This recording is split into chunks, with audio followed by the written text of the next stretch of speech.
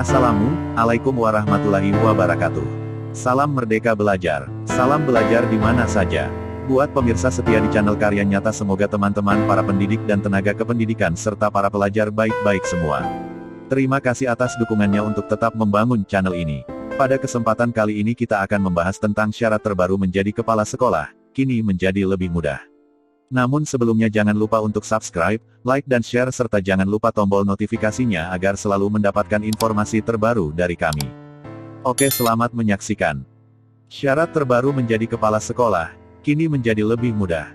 Syarat terbaru menjadi kepala sekolah, berbagai persepsi atas kabar baru ini, mengenai syarat menjadi kepala sekolah. Ada yang bilang lebih mudah, namun di lain sisi juga ada yang bilang lebih sulit. Yuk, untuk lebih jelasnya mari kita simak informasi berikut ini secara lebih lengkapnya. Kepala sekolah adalah guru yang diberikan tugas tambahan untuk memimpin suatu sekolah yang diselenggarakan proses belajar mengajar atau tempat terjadi interaksi antara guru yang memberi pelajaran dan murid yang menerima pelajaran. Baru-baru ini Menteri Pendidikan Kebudayaan Riset dan Teknologi, Mendikbudristek, mengeluarkan Peraturan Menteri Pendidikan Kebudayaan Riset dan Teknologi Nomor 40 Tahun 2021 tentang penugasan guru sebagai kepala sekolah. Ini menjadi regulasi terbaru tentang syarat dan ketentuan menjadi kepala sekolah, karena peraturan sebelumnya sudah tidak berlaku lagi.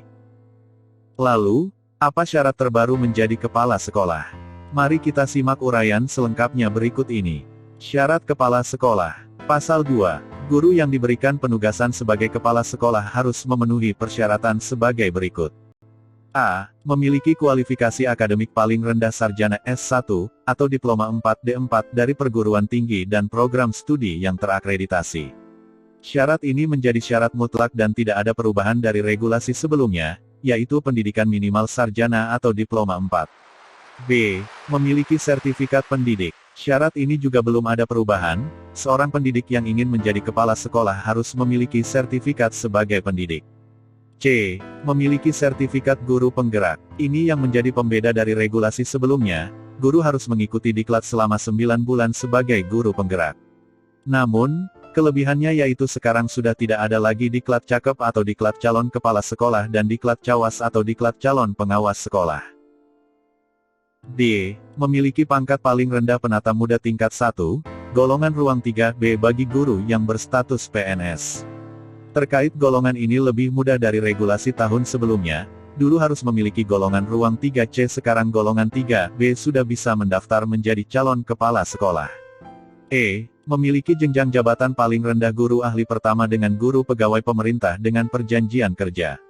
Bagi teman-teman PPPK bisa mengikuti seleksi calon kepala sekolah, dengan catatan memiliki jabatan paling rendah guru ahli pertama atau di golongan 99.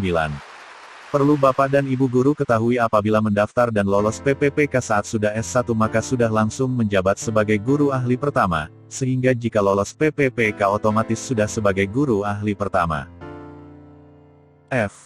Memiliki hasil kinerja penilaian guru dengan sebutan paling rendah, baik selama 2 tahun terakhir untuk setiap unsur penilaian.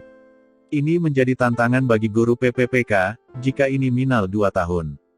Maka Bapak Ibu yang baru diangkat belum bisa mengikuti seleksi calon kepala sekolah tersebut. Minimal 2 tahun terakhir untuk setiap unsur penilaian.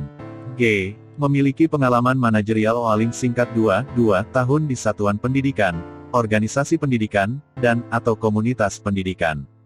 H. Sehat jasmani, rohani, dan bebas narkotika, psikotropika, dan zat adiktif lainnya berdasarkan surat keterangan dari rumah sakit pemerintah. I. Tidak pernah dikenai hukuman disiplin sedang dan atau berat sesuai dengan ketentuan peraturan perundang-undangan. J. Tidak sedang menjadi tersangka, terdakwa, atau tidak pernah terpidana, dan K. Berusia paling tinggi 56 tahun pada saat diberi penugasan sebagai kepala sekolah. Profesionalisme dalam setiap pekerjaan harus dimiliki jika kita bekerja di bidang keprofesian, termasuk guru yang mendapatkan tugas tambahan sebagai kepala sekolah. Profesional adalah istilah bagi seseorang yang menawarkan jasa atau layanan sesuai dengan protokol dan peraturan dalam bidang yang dijalaninya dan menerima gaji sebagai upah atas jasanya. Orang tersebut juga merupakan anggota suatu entitas atau organisasi yang didirikan sesuai dengan hukum di sebuah negara atau wilayah. Meskipun begitu, Seringkali seseorang yang merupakan ahli dalam suatu bidang juga disebut profesional dalam bidangnya meskipun bukan merupakan anggota sebuah entitas yang didirikan dengan sah. Seringkali guru itu senangnya mengajar siswa dan berada di kelas. Guru seperti ini biasanya menikmati sekali dalam memanfaatkan waktu kesehariannya sebagai guru yang dikelilingi siswa dan menghantarkan pengetahuan kepada siswanya. Ia juga menikmati melihat siswanya berubah dan menjadi paham karena perannya sebagai guru. Namun ada juga karena satu dan lain hal atau karena promosi guru tadi dia diangkat sebagai kepala sekolah. Saat menjalani peran barunya penting kiranya untuk mengetahui ciri pribadi kepala sekolah yang berhasil. Apa saja kriteria yang harus dimiliki oleh kepala sekolah akan dapat dikatakan profesional. Yuk kita simak informasi secara lengkapnya berikut ini. Kriteria kepala sekolah. Ada beberapa kriteria yang harus dimiliki oleh kepala sekolah sehingga dapat dikatakan profesional. Kriteria-kriteria tersebut nantinya menjadi indikator penentu dalam menilai apakah kepala sekolah sudah bisa disebut profesional. 1. Mempunyai sifat jujur dan integritas. 2. Mendedikasikan atau meluangkan banyak waktu untuk bekerja sebagai kepala sekolah. 3. Mempunyai wawasan atau pengetahuan dan keterampilan ahli dalam suatu bidang.